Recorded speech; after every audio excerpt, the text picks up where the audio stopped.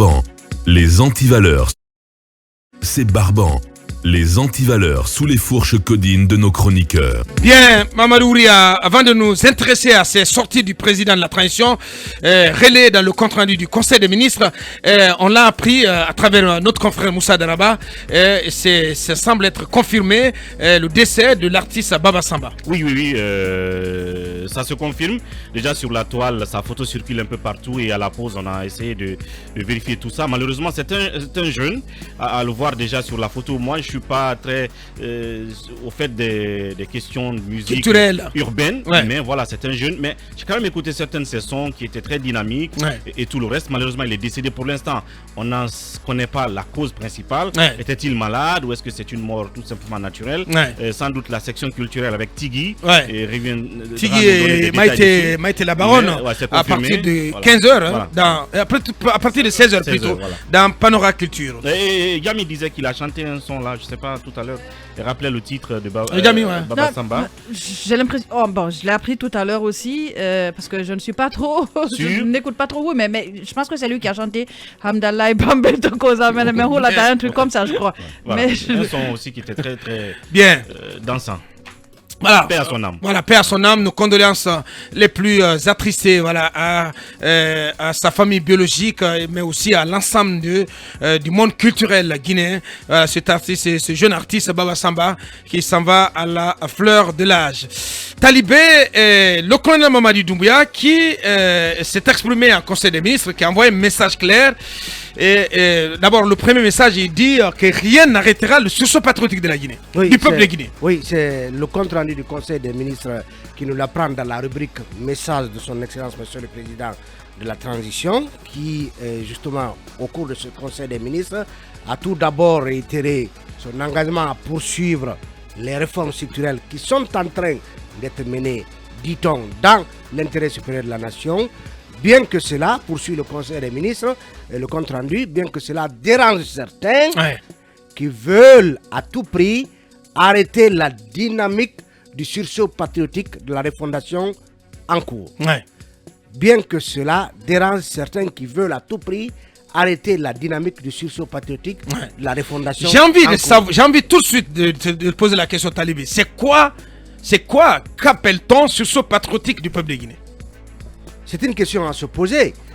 Parce que, Aboubakar, vous l'avez compris, ces derniers mois, il y a beaucoup de discours de nature, d'abord à faire croire qu'il y a des Guinéens, en tout cas un grand nombre, qui seraient opposés à ce que, justement, la Guinée se réforme, à ce que la Guinée se refonde, à ce que la Guinée, enfin, emprunte le chemin vertueux, disons, de la gestion publique.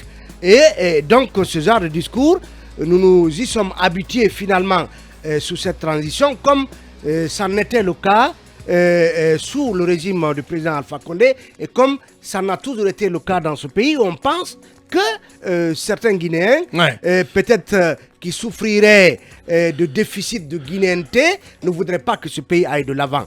Donc quand le colonel dit, bien que cela dérange certains qui veulent à tout prix arrêter la dynamique du sursaut patriotique du peuple guinéen, du sursaut patriotique de la refondation, de la refondation en cours, voilà. C'est encore donc, en réalité, si on essaie de comprendre un peu, c'est que le sursaut patriotique dont parle le colonel, sursaut patriotique, la dynamique du sursaut patriotique de la refondation, c'est ce qui a commencé à partir du 5 septembre 2021, c'est cela? Oui, sauf erreur de ma part. Oui, absolument. Est-ce que ça laisse penser que ce pays a souffert d'une sorte d'anémie de sursaut patriotique, et que ce sursaut patriotique réel, véritable, n'a commencé que le 5 septembre 2021? Ça me rappelle cette phrase qu'a prononcée ici Gassama Diaby, qu'on nous donne l'impression que la Guinée n'a commencé à exister que le 5 septembre dernier. On semble faire table rase de l'engagement, du sacrifice de beaucoup d'autres Guinéens avant donc les dirigeants actuels, en vue de maintenir ce pays sur ses pieds et de le faire avancer sur le chantier du développement. Donc c'est encore ce discours à la sauce finalement CNRD, ce discours de nationalisme que quelqu'un appelait récemment nationalisme ringard. On aime tous ce pays, mais il faut qu'on accepte que nous sommes en démocratie et que le développement d'un pays ne peut se bâtir aussi, ne peut se nourrir que des contradictions entre justement ces acteurs, à l'effet de faire quoi? À l'effet de faire avancer les idées, à l'effet de faire avancer le pays. Donc voilà, si certains sont peu patriotes que d'autres, parce qu'ils n'ont pas la même vision que le CNRD, eh bien voilà, c'est ce qu'on nous apprend. Bien. Qu'est-ce qu'on peut entendre au-delà de ce qui a été dit, ce qui a été rapporté par le Conseil des ministres, quand le colonel parle de dynamique du sursaut patriotique? Qu'est-ce qu'on peut entendre par là? Vous savez, le mythe fondateur du CNRD, dans le discours du colonel au lendemain du 5 septembre, il a parlé de refondation de l'État, une manière de laver plus blanc et sortir des sentiers battus. Maintenant, le contexte aujourd'hui prouve à suffisance que beaucoup de Guinéens ne se retrouvent pas dans, cette refondation-là. Parce que déjà, on parle de justice. Le secteur judiciaire qui est censé être le cœur même de la démocratie, pose problème. Quand on prend la CRIEF et autres, tout ça. Donc il y a des gens qui aimeraient à ce que l'exécutif qui a, un poids sur, puisque c'est de l'exécutif que dépend plutôt le judiciaire, puisse agir pour arrêter un peu tout ça. Donc aujourd'hui, le colonel vient de réitérer son engagement à ne pas empiéter sur le fonctionnement. Oui, on en parlait là tout à l'heure, mais restons quand même sur cette expression de sursaut patriotique. Sincèrement, comment ça fonctionne aujourd'hui?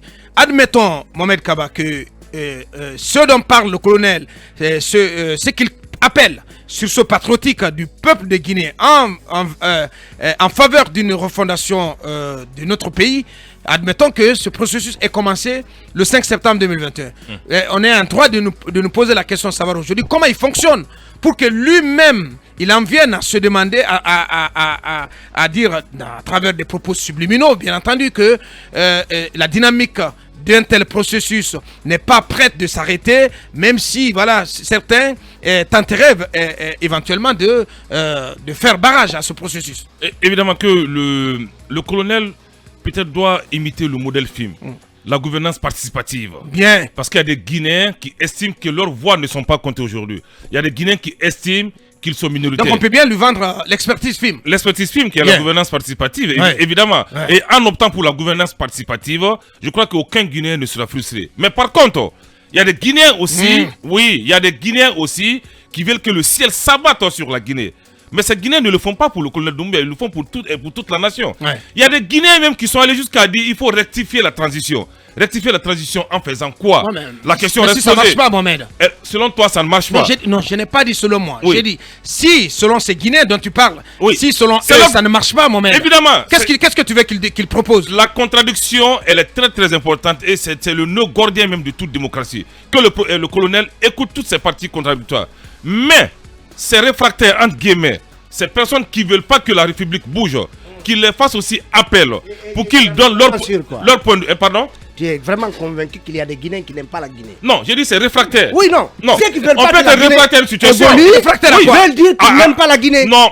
Chacun aime la Guinée à sa façon. Réfractaire au processus de refondation. Au processus de refondation. Parce que tous les mots MAUX qu'on a reproché à l'ancien président Alpha Condé, ce sont les mêmes mots qu'on reproche au colonel. C'est ce que moi je ne comprends pas. J'ai envie de te poser la question. Est-ce qu'à date, tu sais de quoi il s'agit quand on te parle de refondation? Ben, je ne suis pas aux affaires. Non, attendez, la refondation.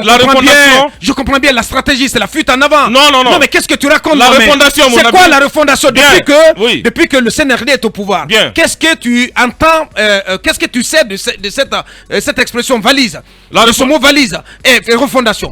La refondation, c'est la nomination selon le mérite. Ça, c'est le premier aspect. Il n'y a pas de copie. Bon. Oui, selon mon entendement. Et c'est ça qui se fait? Non, c'est ça qui se fait dans la réalité? J'en viens. La refondation, c'est le mérite au premier plan. La refondation... C'était pas le cas sous Alpha Condé. Il y avait des problèmes. Il y avait des problèmes, je l'avoue. La refondation, c'est de ne plus spolier les biens appartenant à l'État. La refondation, c'est de lutter contre la corruption. La refondation, c'est de laisser la justice libre et indépendante. Et voilà. Finalement, tu as des réponses. La refondation... oui. La refondation... L'homme qu'il faut à la place qu'il faut. Mais la refondation, c'est tuer l'ethnie en Guinée. La refondation, c'est arrêter les cas de viol et de crimes perpétrés. Et la refondation aussi, c'est que ici la Guinée au plus haut sommet, que la Guinée obtient désormais c'est l'aide de noblesse sur le plan international. Mais cette refondation... C'est aussi donc une diplomatie agressive. Offensive, il faut le dire. Mais cette refondation a des problèmes aujourd'hui, il faut le reconnaître. Parce que comme je le disais en filigrane... tout n'est pas rose. Tout n'est pas rose. Les Guinéens ne se sentent pas concernés par ce projet. Parce que le CNRD, même s'il n'est pas un parti politique, des Guinéens, même s'il n'est pas un parti politique, mais c'est eux qui ont aujourd'hui, le volant. La charge de l'État. C'est eux qui ont la charge de l'État. Ils doivent pouvoir. C'est eux qui ont d'abord un bilan à défendre après. Ouais. Donc que ces Guinéens, que Talibé appelle qui n'aiment pas la Guinée, entre guillemets, il veut m'attribuer des propos que je n'ai pas dit. Donc ces Guinéens qu'ils viennent autour de la table, mais... Tu as dit qu'il y a des Guinéens qui veulent que le ciel s'abatte sur la Guinée. Et ce sont les politiques. Je vous dis, ce sont les politiques. Voilà, sois clair. Alors. Ce sont les politiques qui ne veulent rien comprendre, qui ne veulent absolument rien comprendre. Pour eux, le colonel Doumbouya doit partir dès demain et qu'il vienne aux affaires. Bien. Ce n'est pas comme ça une république se gère. Une république ne se gère pas avec émotion. Le colonel, on va beau l'accuser de tous les noms d'Israël, mais il est en train de marquer quand même des points. Parce que là, il faut le reconnaître. Bien. Sauf ce qu'il est en train de faire, c'est courageux. Sauf un militaire peut le faire. Un président civil ne va jamais oser entreprendre ce que le colonel c'est trop banal ça, mon Non, c'est pas banal. Qu'est-ce qu'on veut nous faire croire ici? Qu'est-ce qu'on veut nous faire croire que non, si tu n'es pas militaire, un certain nombre de réformes, un civil ne peut pas les mener. La Guinée change-t-elle ou pas? C'est archi faux, Mohamed. La Guinée change-t-elle ou pas? C'est archi faux. La Guinée change-t-elle ou pas? Mohamed, il y a une évolution quand même. Mais je vais vous dire, oui. Mais un civil qui a du courage, qui a de la volonté, qui a du patriotisme. Mais moi, je vous le dis ici, moi je ferai plus. Je ferai mieux. Je vous assure. N'allez pas loin. Non, mais je vais vous dire. Un civil comme Alpha Condé. Non, mais parce qu'on nous raconte ça tout le temps. Aurait pu bien faire tout ce que le colonel Talibé. Mais il ne l'a pas fait. Mohamed, il faut qu'on essaie de détruire ça. Parce que c'est un gros mensonge. Dire non, si c'est un civil, il ne peut pas le faire. C'est pas vrai. Un civil, un patriote, il peut aller plus loin, plus haut que tout ça, Mohamed. La Guinée est un pays complexe. Non, mais attendez quand même. Et avec plus de légitimité. Non, mais quand même, avec plus de légitimité. La Guinée est un pays complexe. S'il vous plaît, allez-y, Akoumba. Mais s'il te plaît, Mohamed. Allez-y, Akoumba. Feu Ben Sekou Silla, ancien président de la CENI, ancien président du CNOX, disait ceci lors d'un de nos très longs voyages de la Guinée vers Oslo, en Norvège. Il disait que la seule chose qui pourrait aider la Guinée à construire une nation solide, c'est se battre pour une vision partagée. Tant qu'on n'a pas une vision de la gestion de la République et une vision sur nos institutions qui soient partagées, nous sommes dans une illusion. Alors, je reviens un peu en arrière pour dire ceci. Quand le Royaume-Uni a voulu construire une nation forte et impulser le sursaut anglais à travers le monde, le roi anglais a accepté la charte de Magna Carta.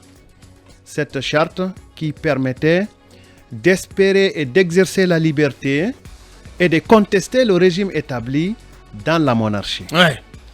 C'est pour ça que vous voyez que même le Parlement anglais, il est bicaméral. La contestation commence là d'abord. On accepte tous la royauté, mais on conteste à l'intérieur. Il y a aussi le fait que quand la France a voulu construire une nation française, elle a accepté les assises de Versailles. C'est là où on a invité des penseurs révoltés comme les Tchernomone Nembo à venir penser la France. Qu'est-ce que la France doit être de demain? Et rappelez-vous que même des manuscrits avaient été brûlés auparavant, des auteurs chassés, les philosophes des Lumières ont été pratiquement obligés de fuir la France. Mais les assises de Versailles ont permis d'établir c'est quoi la France de demain. C'était un sursaut patriotique national.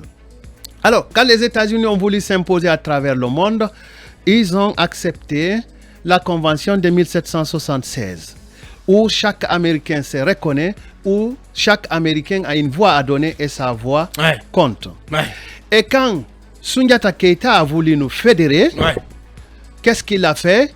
il a accepté la charte des Kourkanfoua, où chaque citoyen avait son rôle pour la construction de l'empire, où chaque citoyen avait un rôle que quelqu'un d'autre ne pouvait pas faire, où chaque citoyen se sentait heureux d'être forgeron, d'être cordonnier, d'être imam, d'être prêcheur, d'être cultivateur, d'être chasseur, et j'en passe. Alors, qu'est-ce que je veux dire par là?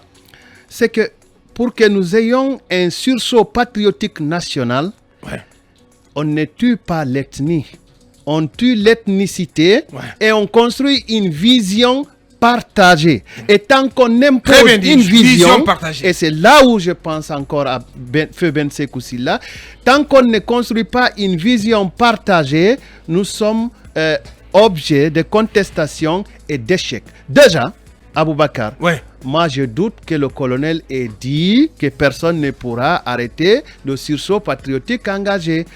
Moi j'en suis sûr que celui qui a rédigé a mis ses propres supputations dans le compte-rendu du Conseil des ministres. Non, je vous le dis. Je vous le dis. À l'heure actuelle, quand vous regardez le colonel, vous ne pensez pas qu'il soit dans une position de ce type de phrase. Et c'est pour ça, Dom Miguel nous a révélé que pour qu'un homme soit heureux et qu'il arrive à réaliser une vision acceptée par les autres, vous comprendrez que je parle du leadership, il faut que votre parole soit impeccable. Et une fois encore, je répète, peccatus, c'est le péché incessant. Il faut que notre parole soit sans péché. Oui, mais c'est le colonel en même temps, Koumba, si tu permets, qui a dit à la remise du rapport synthèse des assises nationales que ne reculeront devant rien. Oui, ça c'était à la remise du rapport synthèse des assises. Je vous dis que je remets en cause le fait que l'authenticité que le colonel ait dit, on ne reculera pas à cette période-là. Je n'ai pas dit hier, j'ai dit à cette période-là. Ensuite, moi j'aimerais... Donc vous pensez qu'entre-temps, il a changé?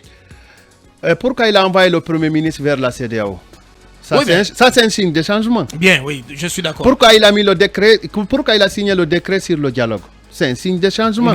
Pourquoi ils ont nommé des facilitateurs? C'est un signe de changement. Moi, je ne dis pas qu'il est dos au mur, mais c'est un signe de changement quand même. Néanmoins, j'aimerais encore continuer à plaider pour que dans sa parole, lui, en tant que premier responsable de l'État, que sa parole soit impeccable et qu'il ne fasse pas de suppositions. Parce que les suppositions sont des sources de conflits. Les suppositions, vous me regardez, je suppose que vous me regardez comme ça parce que vous ne m'aimez pas. Qu'est-ce qui me prouve que vous ne m'aimez pas? Il faut qu'on se méfie des suppositions. Il faut qu'on arrive à ne pas faire une question personnelle tout ce qui nous conteste. Et puis, il faut que nous fassions le mieux de nous pour qu'on soit compris. Parce que tant qu'on n'est pas compris, c'est qu'on a échoué dans la vie. Merci. A-t-on besoin d'un tel discours? Qu'est-ce que vous entendez par là, Djamil, quand le colonel parle de sursaut patriotique que certains aimeraient voir arrêter? J'ai l'impression d'entendre Alpha Condé. Alpha Condé à qui on a reproché d'être resté un opposant. Mais au moins, lui, il jouissait non seulement de la légitimité à un moment, mais de la légalité. Légitimité entre guillemets. Pendant l'homme. Oui, c'est pour ça que je dis à un moment, pendant un long moment. Non, en fait, je provoque Mohamed, voilà. Oui, je comprends. Je pense que je suis en partie d'accord avec Akoumba qui dit que le colonel pourrait ne pas avoir dit cela. Mais en même temps, même s'il l'avait dit, il y a des choses qu'on dit pendant une réunion qui est le Conseil des ministres. C'est pour ça qu'il n'y a pas un compte-rendu en direct.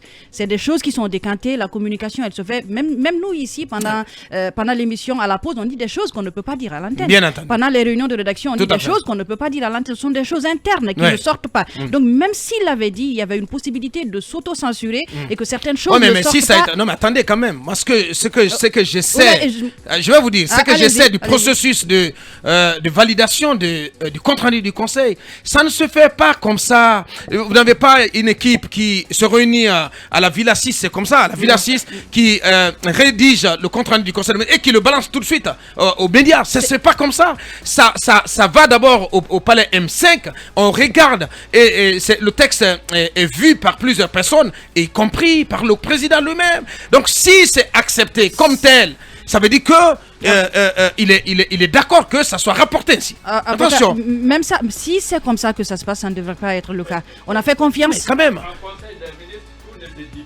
Il n'est pas là. Voilà, tout ne se dit pas. Il y a les mercredis de l'Élysée en Europe, il y a même en France, il y a un bouquin là-dessus. Quand vous lisez ça, vous vous rendrez compte comment ça se passe tout ça. Je crois aussi que c'est la même chose. Oui, mais ce que j'ai envie de dire, mais tout ce qui est sorti, tout ce qu'on met, c'est qu'il y a, tout ce qu'on met sur la place publique, il y a le BAT. Ça veut dire que voilà, il y a une le BAT, le bon à tirer. Ça veut dire qu'il y a accord là-dessus. Oui, absolument. Ça veut dire que c'est assumé. C'est une position assumée. Oui, il y a une possibilité que ce soit dit, comme il y a une autre possibilité que les choses n'aient pas été dites. Non, prenez-le. Tel que. Bon, c'est important. Peut-être, mais c'était pas opportun de sortir, de dire des choses comme ça. Le colonel ne devrait pas, en fait, tenir ce discours. On le disait tout à l'heure, à un moment, vous parliez de la remise des conclusions des assises nationales. Oui, entre-temps, les choses ont changé. Il a pris un décret pour instituer le dialogue national. Il y a eu des facilitatrices qui ont été nommées. Et on le sait, il y a des gens qui Il a envoyé son premier ministre, comme il l'a dit, vers le président Ouattara. Oui, ce sont des actions à ne pas négliger. Et en même temps, s'il tient des discours comme ça, sachant qu'il y a des gens derrière qui sont encore réticents, notamment, pas des moindres, le Quatuor, le RPG, l'UFDG, l'ANAD et toutes ces autres coalitions. Toutes ces autres coalitions ne sont pas des moindres, qui sont encore réticentes. C'est pas le moment de tenir des discours comme ça. Et en tant que président de la transition, il devrait nous opposer des actions. Nous dire, moi, je pense que peut-être pour un renfort de potage à ce que Akoumba disait tantôt, il devrait rester sur son discours du 2 octobre. C'est un discours dans lequel il a réitéré, renouvelé la main tendue, fraternelle de l'État, tout le monde. Du Donc CNRD. c'est pour ça que c'était pas du tout le bon moment. Il n'a pas à réunir tout ce qui parce que ça peut s'interpréter sous plusieurs aspects. Forcément, un discours est tout le temps interprété. Et du moment où quand il parle comme ça, c'est comme s'il faisait table rase de tout ce qui avait été fait avant lui, donc sous Alpha Condé. Alors qu'on le sait, beaucoup de projets j'ai envie de te demander, Jamie, ce discours, il s'adresse à qui quand il dit, voilà... rappelez-nous la phrase, s'il te plaît, Talibé. Voilà. Rappelez-nous, Talibé. Oui, il parle de certains... Non, toute la phrase, en fait. Oui, d'accord, toute la phrase. Le colonel a tout d'abord réitéré son engagement à poursuivre les réformes structurelles qui sont en train d'être menées dans l'intérêt supérieur de la nation, bien que cela dérange certains qui veulent à tout prix arrêter la dynamique du sursaut patriotique de la refondation en cours. Ça s'adresse à qui? Je ne sais pas, mais on peut dire qu'il les s'adresse acteurs politiques, évidemment. Parce que dans un contexte où on veut appeler tout le monde autour de la table, c'est pour cela qu'on dit que c'est un discours... va-t-en-guerre, tout simplement. Un discours décalé, en tout cas. Arrivé un moment, il faut sonner la fin de la récréation. Mohamed, on ne peut pas continuer dans cette voie, Mohamed. On ne peut pas continuer dans cette voie. Soit on veut régler des choses. On veut régler des choses, on veut sortir de l'impasse par le bon bout. Et on a besoin que tout le monde vienne. C'est pour cela que des facilitatrices ont été nommées et sont à la tâche, font flèche de tout bois pour que tout le monde vienne. On parlera certainement de... On parlera de l'autre pan de son discours lorsqu'il dit qu'il est complètement rétif à l'instrumentalisation de la justice. On n'a pas le temps d'en parler aujourd'hui. Mais à un moment donné, il faut que le discours cadre avec les actions qui sont posées. Des actions sont en cours pour amener tout le monde autour de la table. Il faut que le discours s'aligne. C'est important. Peut-être qu'Abouakar donne raison à ces si tu peux, elle va terminer. Moi, je dirais tout simplement qu'il est en train de donner raison à ces coalitions politiques qui disent que le dialogue politique, il n'est pas sincère. Et que les facilitatrices... Que la main tendue n'est pas sincère. Qu'elle n'est pas du tout sincère. Il est en train de leur donner raison. Et franchement, c'est dommage. C'est pas du tout le moment de tenir des discours comme ça. Et même si, en tant que chef, il tenait des discours comme ça, ça aurait été bien de ne pas mettre ça dans le compte-rendu. Excuse-moi, merci. C'est en cela que je rejoins Akoumba. Comme Kotojan l'a dit, on ne doit pas tout dire dans un conseil de ministres. Tout rapporter. Tout dire, peut-être dans un conseil de ministres, mais on ne doit pas non plus tout rapporter des propos du président. Parce que ces propos, ça doit être des propos rassembleurs, des propos qui rassurent. Dans un contexte comme cela, il faut qu'il y ait adéquation entre les axes qui sont posés et tous les efforts qui sont menés par le Premier ministre, par le gouvernement et le discours du colonel. Que ce soit un discours public ou un discours en conseil des ministres rapporté par les équipes de communication. Abouakar, il faut qu'on arrête ce discours en insuffisance de patriotisme dans ce pays. Personne ne peut prétendre. C'est pas parce qu'aujourd'hui ils sont haut perchés, ils sont justement les princes qui nous gouvernent qu'ils peuvent penser qu'ils aiment ce pays plus que nous. Dans ce pays, il y a, que nous sommes en démocratie, il y a des gens qui sont pour la façon dont les choses sont gérées, il y en a qui ne sont pas pour. Tenez compte de ça et arrêtez de flinguer d'autres, les autres qui ne sont pas d'accord avec vous, en les faisant passer pour des gens qui n'aiment pas ce pays. C'est ça le problème. Ce discours-là, il est Justement, c'est ça le problème aujourd'hui. Voilà. Moi, en tant pour que vous disiez que voilà, tel aspect de la transition ne fonctionne pas, on vous prend pour un ennemi. On vous prend pour un ennemi. Et pour un rebelle. Aboka, moi en tant que rédacteur du compte rendu du Conseil des ministres, je me serais superbement passé de ce passage. Monsieur. Je me serais sauf que vous ne pouvez pas, monsieur. Justement. Parce que la communication du président, elle est élaborée en amont et avec l'implication du directeur. Attendez, quand même, peut-être que tu ne sais même pas comment ça fonctionne. Oui, ça devrait être comme ça. Tu n'as aucune idée du fonctionnement de l'État. Attendez, monsieur. Ça devrait se passer comme ça. Une communication est préparée. Allez, allez demander au ministre Lilou comment ça fonctionne. Parce que quand il s'agit de conseil des ministres présidé par le président, par le chef de l'État, il y a une communication du président qui est préparée par ses équipes. Il y a le directeur de cabinet qui prépare tout cela. Donc, quand le président, que ce soit Alpha Condé ou le colonel Doumbia, quand il vient en conseil des ministres, ce n'est pas des paroles en l'air. Ça a été préparé. Il y a des points qui sont inscrits sur lesquels un travail d'équipe a été fait pour adresser une communication. C'est comme ça que ça fonctionne. Aboubacar, une précision. Donc, il ne vient pas là pour dire des choses qu'il n'a pas pensé. Quelque chose de basique. Bien. Le colonel, on a fact-checké des discours du colonel ici. Quand il a dit qu'il n'y aura pas de recyclage, dans son discours que nous avons reçu. Oui, ça a été lâché comme ça. Donc, qui vous dit aussi, c'est différent que ce colonel, bien qu'une communication lui ait été préparée pour le Conseil des ministres, qui vous dit aussi qu'il ne sort pas de cette communication pour asséner de telles vérités. Donc arrêtez, vous ne pouvez rassurer de rien, vous ne pouvez jurer de rien, cher Aboubacar Diallo. Bien, mon cher bien-aimé Talibé. Allez-y, Mamadouri. Alors, si au premier degré... Vous allez reprendre la parole, allez-y. Si au premier degré, on peut percevoir ce discours comme un discours violent, provocateur, va-t-en-guerre, j'allais dire, demandez-vous qui d'entre Mamadi Doumbouya et le porte-parole du gouvernement est familier à ce genre de discours en ce moment? Qui aime ce genre de ton? Qui écrit ce genre de choses entre Gawal et le président de la République? Voilà, alors... je crois que j'ai suivi aussi ce compte rendu, en tout cas si c'est pour la semaine passée en direct. J'ai capté cette phrase-là, ce passage. Mais je me suis dit, si on en avait besoin de faire transparaître ce passage-là dans le compte rendu du Conseil des ministres. D'autant plus que le fait n'est pas d'employer le sursaut patriotisme, c'est le ton avec lequel on le dit, et c'est lui qui le dit quand on connaît sa posture de discours. Ça veut dire peut-être qu'on essaie de... donc lui-même se reconnaissait dans le discours. D'envoyer une flèche à l'autre partie. J'ai vraiment envie de savoir si c'est Mamadi qui l'a tenu lors du conseil. Et quand c'est comme ça, il y a une chose que je sais, c'est que en matière de gouvernance, le discours dominant est toujours tenu par celui qui incarne le leadership en chef. Justement. C'est le président de la République. Tout à fait. Qui donne le ton de sa vision, de son engagement, de son dévouement. Donc il n'y a pas de mal à ce qu'il exprime cette volonté-là d'aller vers ce qu'on peut appeler un patriotisme ou un sursaut patriotique qui n'est pas, si vous voulez, l'incarnation d'une seule personne, fut-il le président de la République. C'est nous, c'est lui, c'est tous ses citoyens. Parce qu'à la base, la notion de base du mot sursaut, c'est le fait de se redresser brusquement, soit d'un sommeil ou d'un petit moment d'oubli, et tout simplement. Donc, le patriotisme, c'est l'amour que tous doivent avoir ou devons avoir pour la nation. Sauf que justement, les attributs du patriotisme ont été foulés au sol depuis bien de décennies dans notre pays. Ce n'est pas la faute de Mamadi qui vient d'arriver, ni de Alpha qui vient de partir, c'est une responsabilité collective. Un exemple basique, c'est le respect pour notre drapeau. C'est le respect pour notre hymne national. C'est le respect pour la chose publique. Pour ne pas la détruire.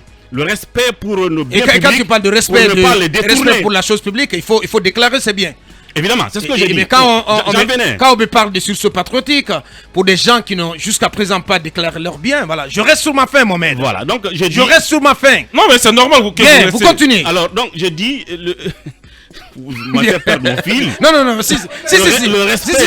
pour autant, je suis bien en phase avec toi. D'accord avec moi, je comprends. Je suis en phase avec toi. Le respect pour le bien public, pour ne pas qu'on les détruise. Le respect pour le bien public, pour ne pas qu'on les détourne, comme on a connu par le passé, des gens qui détournent à souhait nos fonds, notre argent, notre bien public. Donc tout ça est une sorte de ton j'aurais bien aimé si on avait dit que Mamadi dit que depuis le 5 septembre, je reste engagé à insuffler à la marche de la nation le sursaut patriotique que nous avons promis, mais sans dire que le sursaut que d'autres veulent arrêter. Ouais. Parce que ce sursaut dont vous donnez le ton, vous travaillerez en pédagogue pour que tous l'incarnons. Et vous-même, en déclarant... C'est le philosophe. Ouais, franchement, il est très bon ce matin.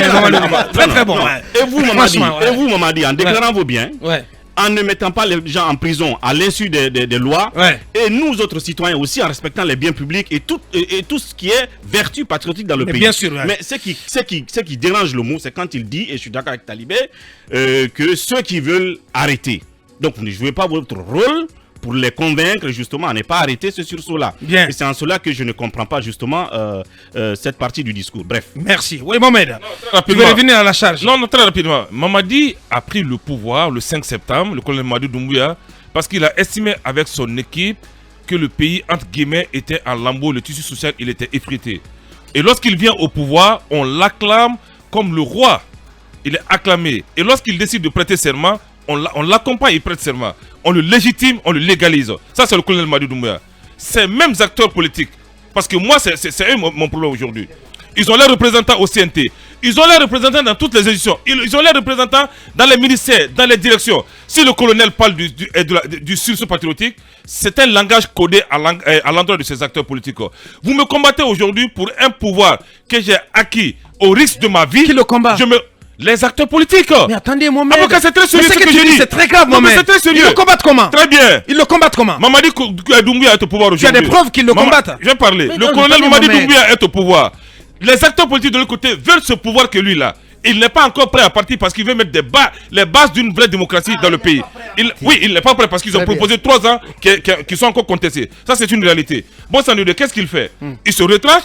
Il met sa stratégie pour pouvoir prendre du temps et donner à la Guinée ce qu'elle mérite. Donc, si je vous c'est ça le problème. Si je vous suis, c'est que vous soupçonnez des acteurs politiques de vouloir écouter la transition. Avocat. Mais c'est pas. Attendez, non, j'en parle. C'est pas caché. Il y a des. Mais arrêtez ça, Mohamed. Arrêtez ça, Mohamed. Arrêtez ça, Mohamed. Non. Vous n'avez aucune preuve. C'est dangereux ce discours. C'est ce que tu veux dire. Abakar, ça veut dire que les antipatriotiques dans ce pays, c'est ceux qui ne veulent pas. Ou même les apatrides. Ou qui ne veulent pas que le colonel fasse 3 ans au pouvoir. C'est cela. Et Dieu sait qu'ils sont nombreux. Les partis politiques, les acteurs politiques, qu'est-ce qu'ils veulent? N'a pas besoin de 3 ans. Oui, mais sauf que tu n'es pas politique. Et puisque tu n'es pas politique. Non, mais attendez. Il y a beaucoup qui sont c'est le langage politique que tu tiens. Journaliste politique. Non. Et puisqu'il pense, la neutralité est importante. La position de ces acteurs politiques qui ne veulent là, pas que on va aller à la pause là, parce que là, on ne s'en sort pas du tout. Merci à tous. Voilà, dans la troisième partie, on parlera de dialogue.